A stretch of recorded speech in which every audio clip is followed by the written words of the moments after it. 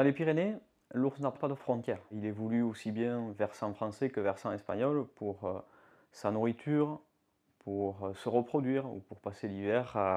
dans sa tanière. Et donc dans la mesure où la majorité des domaines vitaux des ours pyrénéens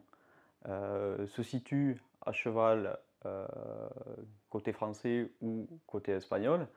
il est important d'assurer le suivi de la population de part et d'autre de la frontière et notamment avec nos homologues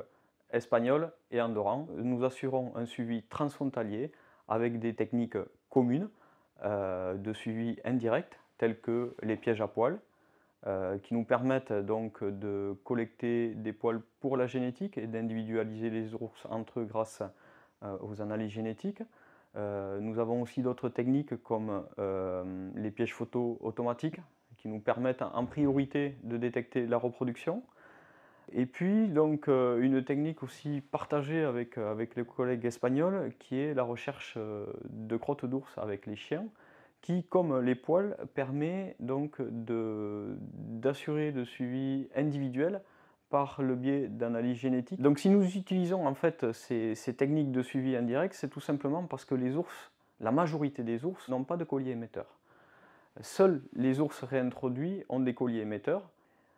L'idée c'est d'avoir un suivi le plus fin possible pour connaître un petit peu leurs grands déplacements, parce qu'à cette période de l'année, ils effectuent en fait des très gros mouvements à la recherche de leur nouveau territoire. Et pour nous, il est important en fait de savoir où ils vont et comment ils évoluent, dans le cas où, par exemple, ils seraient amenés à utiliser certains milieux inappropriés, comme en plaine par exemple, et à ce moment-là, ça nous permet éventuellement de les recapturer et de les repositionner dans des milieux plus propices. Donc quoi qu'il en soit, en fait, suivi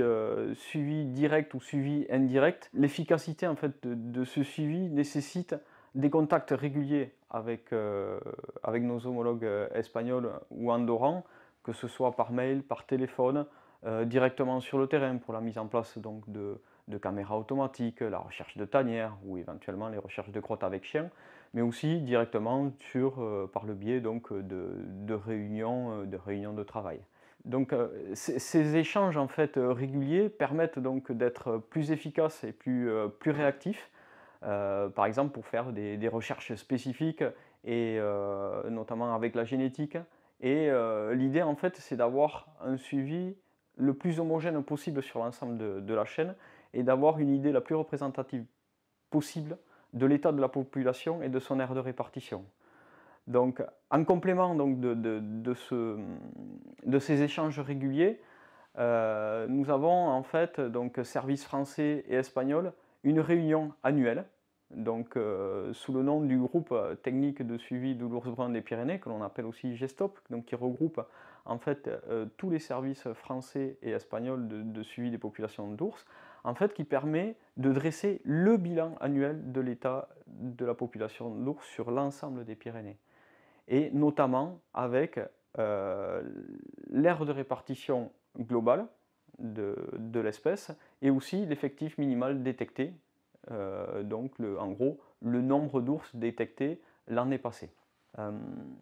Donc la gestion des ours à problème ou des oursons orphelins se fait aussi de concert avec les services espagnols et andorrans. L'idée c'est d'avoir aussi un avis